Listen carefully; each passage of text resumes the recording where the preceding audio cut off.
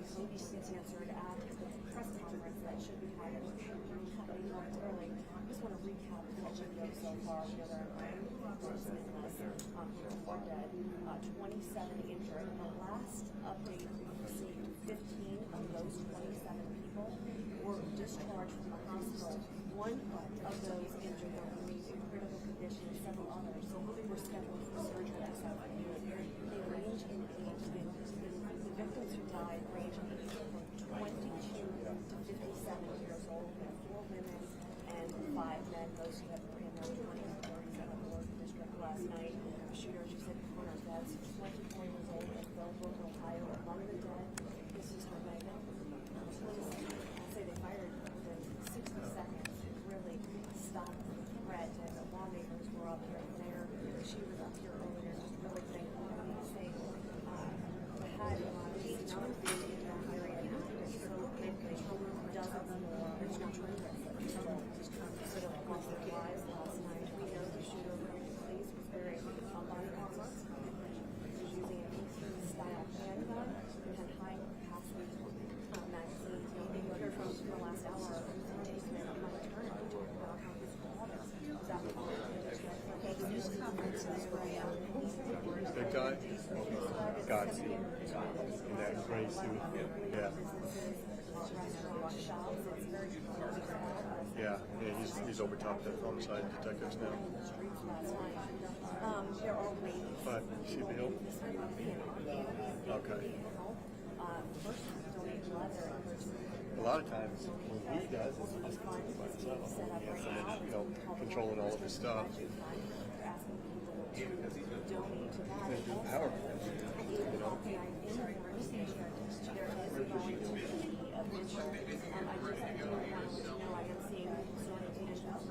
Here's this press conference where we're expecting to learn details about the investigation itself. We haven't heard much about the investigation. We're told 4 o'clock. That is what was said.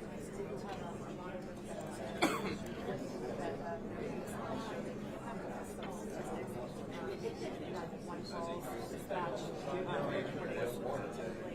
that's how they play out the timeline. I expect, lay out the timeline. So, they're all on the stage. I'm going to step out of the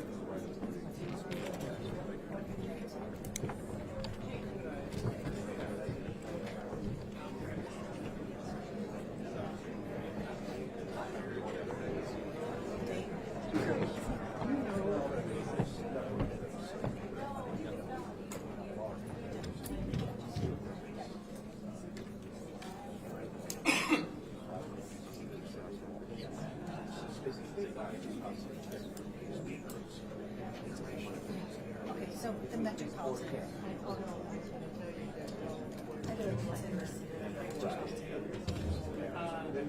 That I don't know. I'm not going to say anything. Yeah.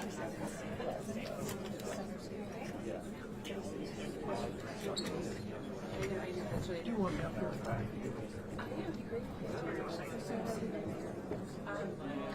I want it to agree.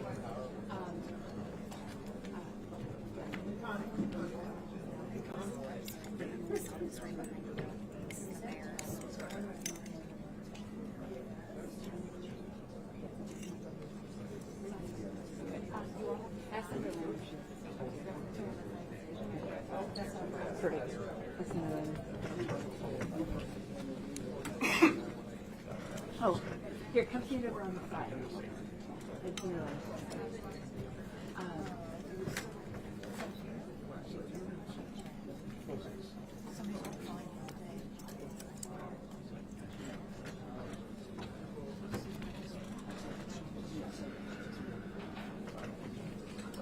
Okay, good evening. This is, my name is Nan Whaley. Oh, please come on this side. If any of the city commissioners want to come and stand up forward on this side, Okay, my name is Nan Whaley, the mayor of the city of Dayton. I appreciate all of you who have been with us since 7 a.m. this morning. We've had a briefing at 7, 10, 1, 3, and 4 o'clock, and certainly appreciate the work of Dayton Police Department and Chief Beal's team and Chief Bill himself. The Community Police Council, many whom I see standing here behind the cameras, have received this briefing as per is our regular process. And if you could stand on this side, Commissioner Shaw, we are really appreciative of them taking the time, as they always do, regardless of the incident. They come to our community to sit with the police department, to discuss the response. So I'm very grateful for them, because even when there are incidents that don't get any press at all, they are there. And I want to make sure that they know how much the City Commission and the City of Dayton and the Police Department appreciate their leadership. I also want to mention that tonight at 8 p.m. we will be having a vigil at the Oregon District on 5th Street. This is a way that, this is our district, this is our community, and so we will be having a vigil. Everyone is invited to attend and encouraged. I want to recognize everyone who's here of the elected sort. Obviously, Senator Sherrod Brown, appreciate him coming down from Cleveland. Senator Peggy Lehner is here with us today, appreciate her coming. Commissioner Shaw and Mims, who have been here all day just doing whatever needs to be done, as well as Commissioner Fairchild. Just having that support of our community leaders and our state leaders has meant a lot to me personally, and certainly I speak on the behalf of the citizens of Dayton that it means that a lot to them as well. Okay, so I'm going to turn it over to Chief Beal. This is a pretty typical piece that we do regularly on officer any kind of incident, and certainly I just want to say that the amazing work of the police department and the fire department this past 12 to 15 hours is demonstrated, but I'm really amazed at what they do every single day. This is what they do every single day, and I am so grateful to get to be the mayor of a city with such an outstanding police and fire department. Chief Richard Beal. Thank you, Mayor. So I'm here to provide an update for what you are well aware is an active shooter that occurred in the Oregon District in the early morning hours of today. A little bit of a timeline. Today at 1:05 a.m., officers were patrolling the Oregon District during bar closing time and heard gunfire. They observed a large crowd running away from this gunfire. The officers immediately advanced toward the gunfire, and within approximately 20 seconds, they engaged the suspect, who was actively firing and attempting to enter a crowded liquor establishment. Threat was neutralized in approximately 30 seconds of the suspect firing his first shots. You will now hear one of the 911 calls we received.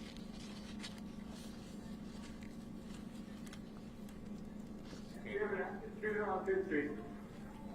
Okay, 5th Street, what intersection?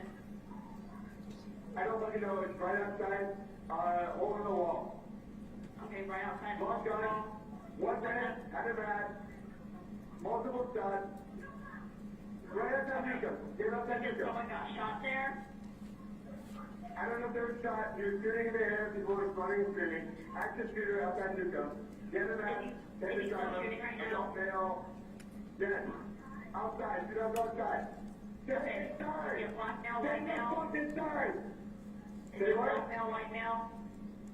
I could not tell get him out. We ran inside. We're barricading the door. You're inside both the wall, correct? Currently, I'm inside. What bar is this? Newcomb? Yeah, we're inside Newcomb. He was right outside Newcomb. Okay, I'm about to call him, okay? Just stay on the phone. Thank you so much. Are you at Newcomb? Thank you so much. We're at Newcomb Tavern, downtown Dayton. Active shooter, adult male, about 5'8", 6'1", I don't know, 6 foot.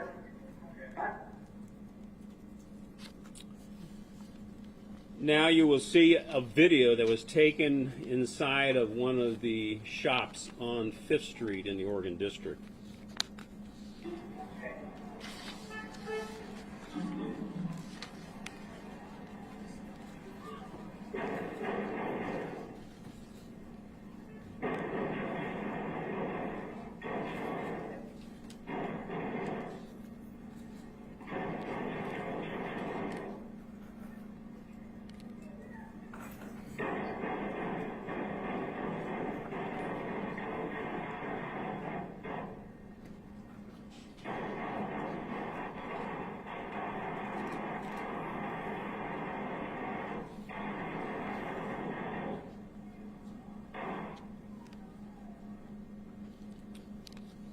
The suspect has been identified as a Connor Stephen Betts. He has a minimal criminal history as an adult. His traffic violations, speed, failure to control, and failure to yield. He was wearing a mask, a bulletproof vest, and hearing protection. He was armed with a .223 caliber-like rifle with 100-round drum magazines. He is 24 years of age and he is deceased. Fatalities from this assault include Lois Oglesby, a black female, 27 years of age; Megan Betts, white female, 22 years of age. She is the suspect's sister.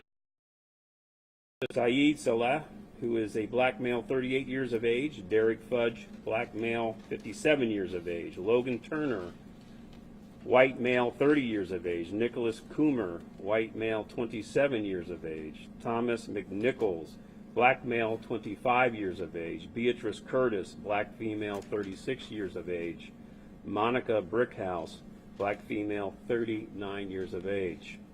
In addition, there are 27 confirmed victims who were injured and were transported to local hospitals for treatment. Basic overview of this scene, of this entire incident, is now on your screen. In the lower left-hand corner, you see a square. That is the approximate location of the suspect's vehicle that was parked, and then the suspect left and then went on to commit this assault. The rectangular area toward the right side and more center of the diagram is where the suspect fires his first shots and killed his first victim. He then enters onto 5th Street, and then there are 8 other victims killed by the suspect before he is fatally struck at the entrance to Ned Pepper's, which is where the circle designates. This is just the suspect's initial route. So you saw that square block or box that was on the screen saying where he fired his initial shots. This is that area illuminated in the daytime here, and that red arrow is the pathway he took to get to 5th Street.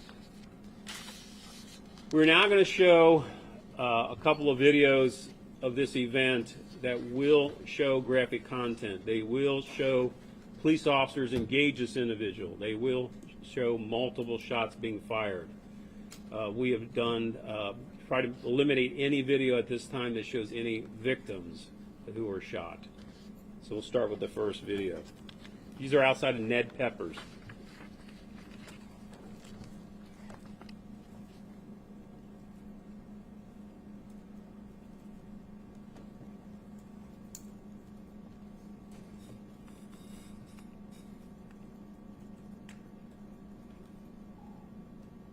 The Dayton police officer running on the top of the screen to engage the suspect. See the suspect enter the bottom right-hand corner of the screen. That's him there entering or attempting to enter Ned Pepper's when he is struck multiple times. And he stops there. And there's another video here, a little bit different angle.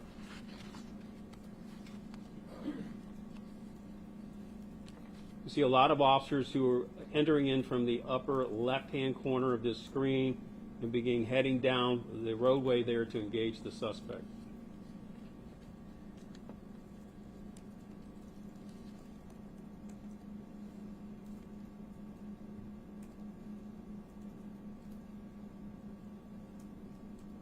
There's one officer there, another officer coming, the patrol rifle.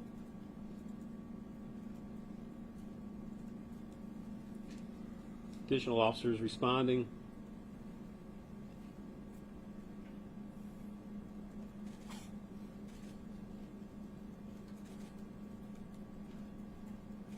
An officer with a sergeant with a shotgun.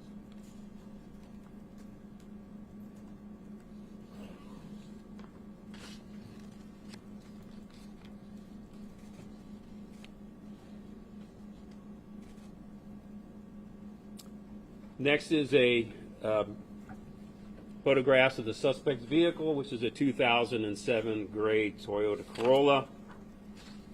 Next is a photo of the firearm used by the suspect. And you see in the lower left-hand corner those double drum magazines would have a capacity of up to 100 rounds. And on the lower right-hand corner, that firearm is identified. The officers involved in the active shooting in this event include Sergeant William Knight, Chad Knight, who came on in 1997, is a more than 20-year veteran.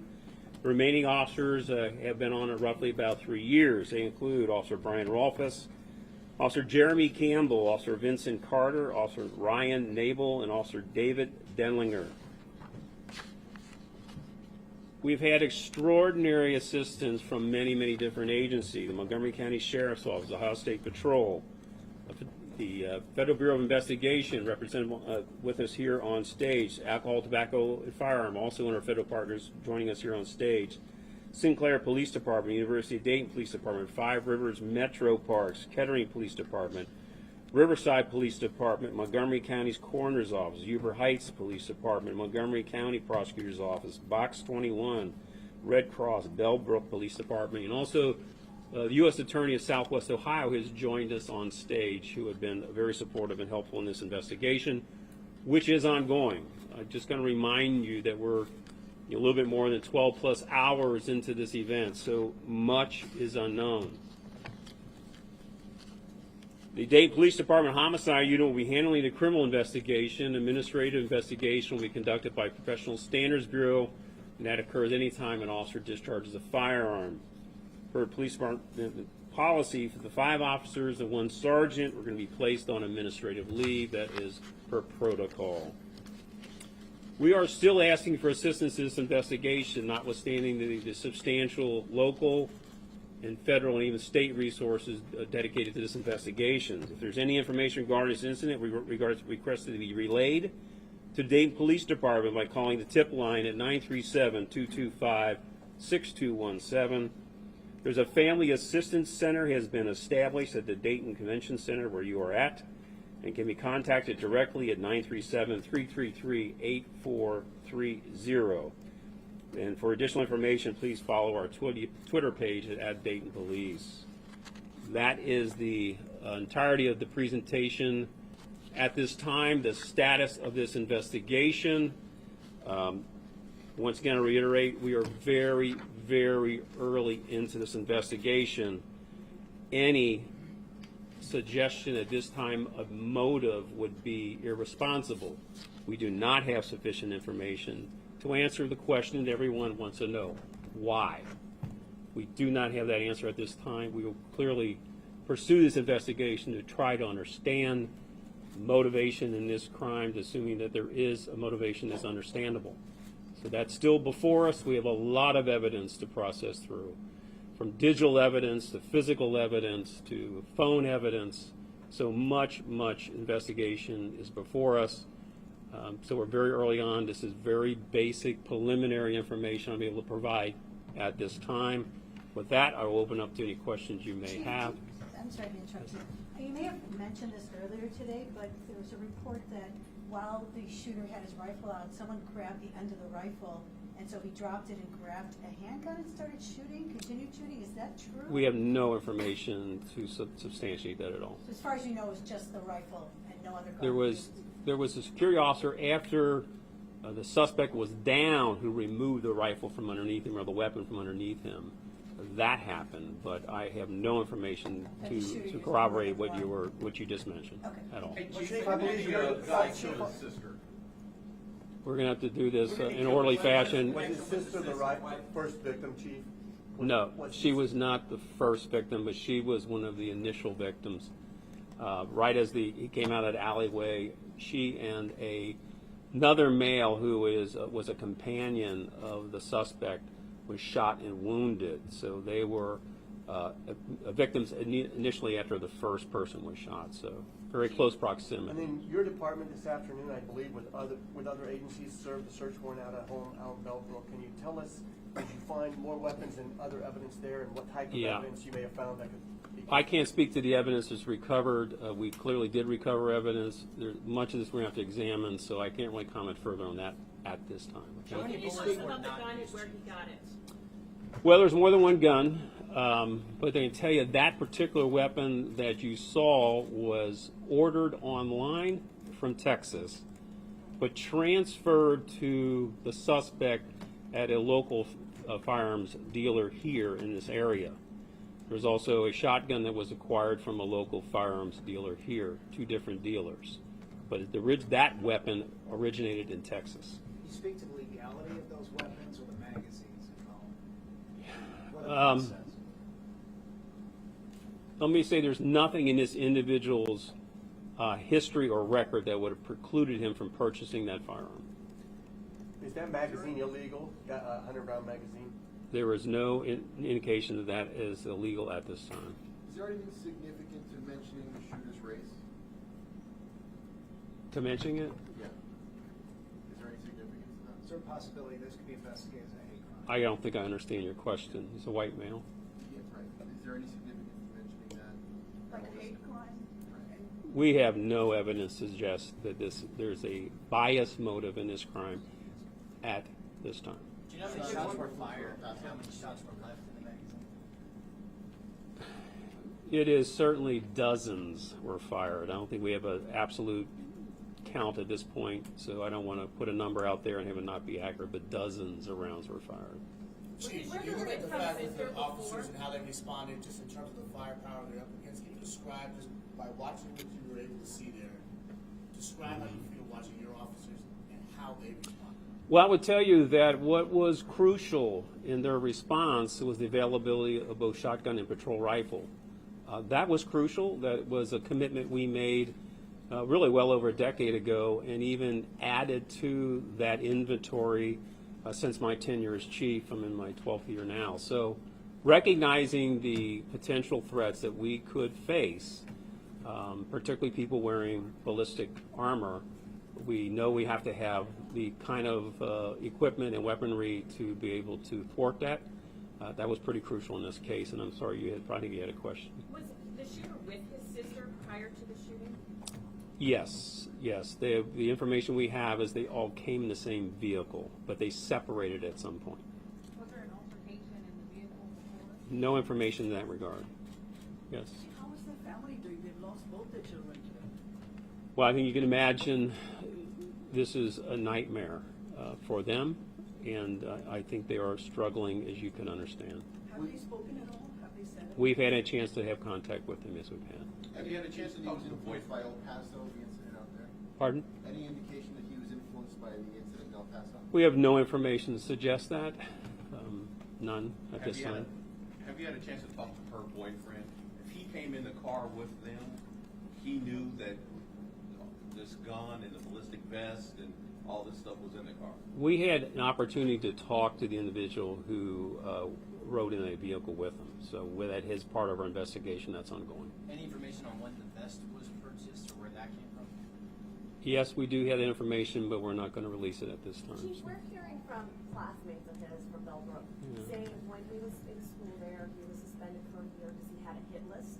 Mhm. Can you confirm any of that? I know no criminal charges were filed. I can't confirm, and I'm going to, because this is going to speak to potential motive, right? I mean, that's what people are trying to get to here. There is far too much information that we have to review before we can even begin a conversation about possible motive. And we'll not talk about any potential slice of evidence, its value or not at this time. It's just way too early. Chief, you said there were two weapons? Yes. So he had a shotgun and an assault rifle on him? And I'll just reconfirm. We have the shotgun wasn't. The shotgun was in the vehicle, the assault rifle was. Yeah, so there are two weapons, but one of which was used in the assault. One he left in the vehicle. Yes. That he took to the place with his sister and her friend. Well, let me just say that those weapons eventually wound up at that location. They separated at some point later in that evening. So what he did during that time that they were no longer together is a question mark in our investigation and something we're going to have to determine. Was anything found at the house? I think that question was already asked, and I said we're not going to talk about any evidence Chief, at how this many time. rounds were fired? your officers and this young man? Yeah, I don't have a number for you right now. We were trying to confirm that. We basically do ballistics checks, so we look for shell casings at the scene. Then we have to match that against magazine capacity and rounds missing, and that's not always a precise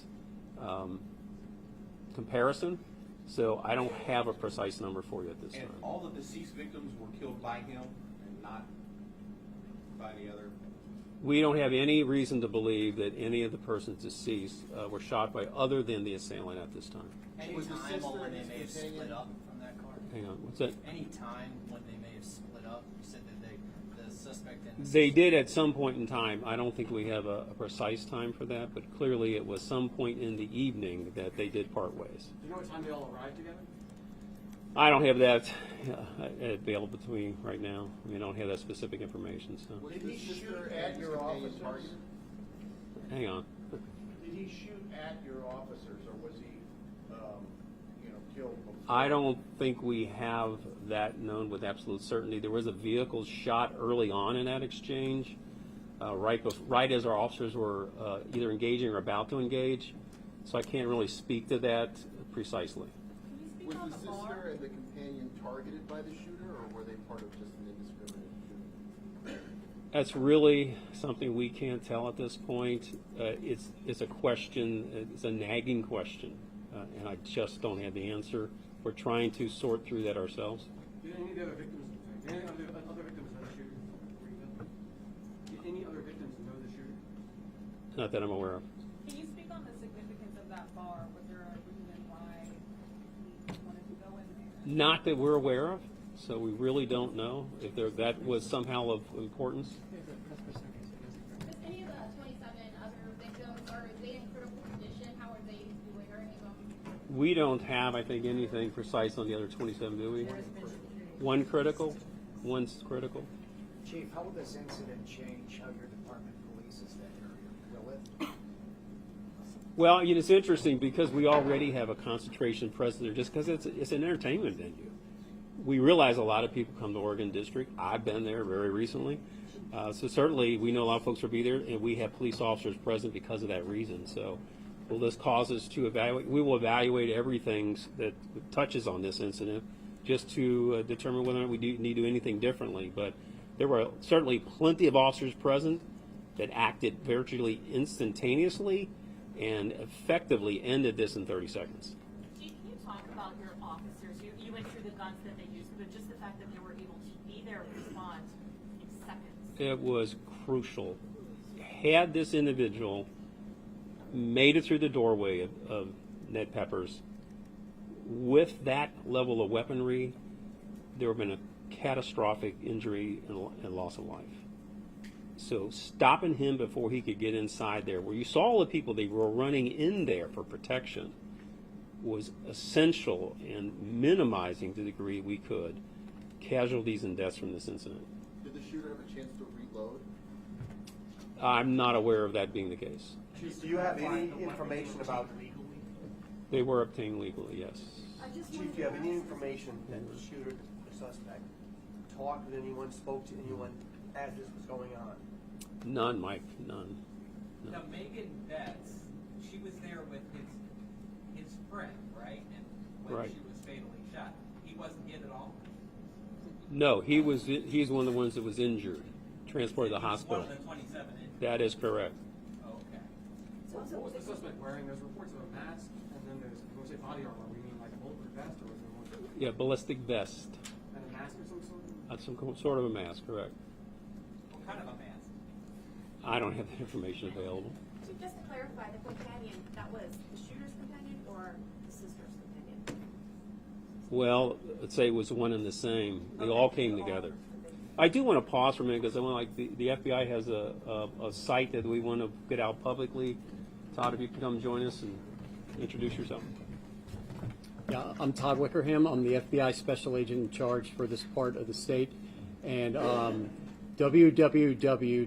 www.fbi.gov, Dayton shooting, right? So one word, Dayton shooting, after www.fbi.gov/Dayton shooting. And what we can, people can submit there, if they have videos, if they have other social media, associated with this shooting that they think would be of value to the investigation. This is where they can go to upload this to get it in the right hands as we're working jointly with Dayton on this investigation. Thank you. And Ben, do you want to mention anything regarding Department of Justice attention to this matter? Chief, I just wanted to say on behalf of the United States that the Department of Justice, as you can see, has been working closely, giving our full support to Dayton in its investigation. The United States stands with Dayton. Our condolences to the victims and the families of the deceased. And obviously the United States is going to provide all resources that it has at its disposal from any agencies in order to further this investigation to its completion, working with the Dayton Police. Thanks, Chief. Thanks, Ben. Appreciate it. Will this PowerPoint be on your website, or is there a way for us Yeah, to? you can. We can get it to you, but we'll get the video. We have to find a way to do that because there's a lot of you here, and so we got to figure out what that looks like. So maybe it's out there in the public domain you can access. I don't know. We'll have to talk that through. That's a technological piece I don't have mastery over right now, so we'll have to come back to that. Basically, the whole PowerPoint, right? Right. How How badly many of injured is your the officers companion? fired shots? We have 6, so a sergeant and 5 officers They all- fired at least one round. Right. How many Yes. officers How were on? badly injured is the companion, and has he had a chance to talk to investigators? Yeah, I answered that previously. He was wounded, but not so serious that we were not able at least to have some initial conversation with him. How many So officers were on patrol in the Oregon district at the time of the shooting? that I don't have a great answer for. I can tell you 6 of them were there that engaged. That I can tell you. What is the training like for officers to maybe look at the scene? I'd asked in the previous press conference, is there any way to prevent something like this to happen? And some of the things that were said was to really be on watch and look. I mean, the reaction was quick, but is there any training that officers receive to scope out, if they see somebody wearing a ballistic vest or things like that? I mean, certainly there is training. I mean, even looking at someone's gait, how they walk can be suggestive of carrying a firearm. Certain mannerisms can be suggestive of them carrying a firearm. This firearm wasn't hidden, so this wasn't hard to probably figure out once it emerged. But for weapons that are more concealable, that's a little bit more of a challenge. But there are some ways for for police officers in particular, I might say, to have some indication that person may be armed and be able to take action. Was the weapon modified in any way to accelerate the rate of fire, like pump stock or anything like that? Well, it wasn't sold in that final condition. That has some level of modification to it. In addition to the barrel, something to change the rate of fire specifically. Yeah, so there have been some modifications, and I can't speak to those in specific, but it wasn't sold in that particular state. And this gun was an AR-15, not an AK-47, right? AR-15 like would be probably the right way to say that. Chief, Deputy Chief Carper talked about some electronic evidence that you guys are sifting through. Are you able to expand on that? We have digital evidence. We have phone evidence, so I don't want to get into greater detail there, but clearly we're looking for any kind of evidence we can. This day and age, a lot of evidence is digital. Does that get into social media? Yes. Just the video? Yes. How much was the shooter on your radar? Was he known to you on some Not at all. Not at all. Do we know who the vehicle was registered to? Was it his vehicle, the sister's vehicle, the companion's vehicle? Do we know parents' who the vehicle's registered to? To his father. Suspect's father. Yes. Has something like this happened in Dayton before, or is this Not this particular type of event, no. No, we've had some multiple casualty shootings, but they weren't what we would describe as an active shooter.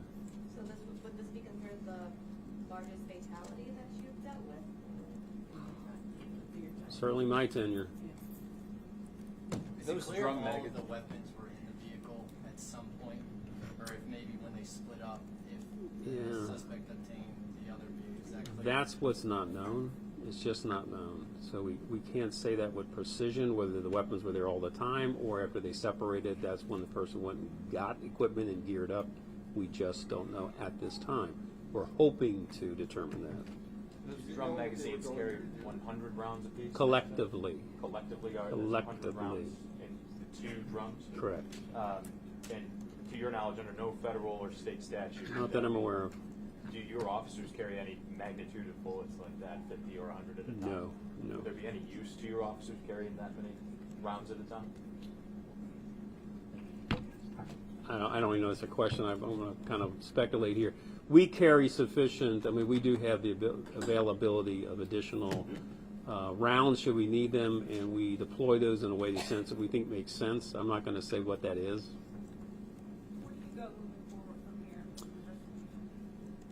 We need to resolve every piece of, certainly evidence, evaluate every piece of evidence that we have now and will receive until the point we believe we have no more evidence to review. And that includes interviewing, whoever we need to interview, that may be able to shed light on this individual's conduct in the recent days, as well as any historical information we think would be important to know that could explain conduct ultimately. So until we have what we think is the known universe of evidence, we're going to keep pursuing this investigation. I just don't know when that's going to be. Has the companion said what the plan was for the evening or why they split up at some point? I don't have the information. And folks, I've told you everything I really can share today. You'll probably ask a lot of questions again I've already answered. That's going to conclude this interview. I appreciate your attention in this matter. I ask you to lift up the victims in this event and give them the honor and dignity they deserve in their lives and for their tragic, ultimately avoidable deaths. Thank you, Chief. Thank you. That's going to conclude our press conferences for the day. I'm sure we'll have more in the coming days ahead. I appreciate your patience. I appreciate you working really diligently to confirm any information that you have had today. I ask you to continue to do that. If we're not giving you the information, there's a reason why, because the investigation is underway. I'm asking you, since we've been so forthright in these conversations, to respect that back to us as well, and make sure that before you put anything up, that you have it confirmed. Okay? Thank you for being great today. No more press conferences this evening planned, okay? 8 p.m. on the vigil tomorrow. We don't have our time scheduled for tomorrow, but you all will be the first. Well, no more press conferences tonight. The vigil's at 8 p.m. tonight in the Oregon District, okay? No more press conferences tonight. I'm sure we'll have press conferences tomorrow. You all will be the first to know. When will the Oregon District be reopened, or has it been during this? After the vigil, it will be open to traffic. Will it be open to the public? Is it open to the public now to walk in? Can we complete public walk again? Yes, they can walk through. Public can walk through now. I should also mention the Oregon District Transportation Garage is free tonight for people if they want to come down to be a part of the vigil. They can come and just go and park in the Oregon District Garage. Okay? Thank you.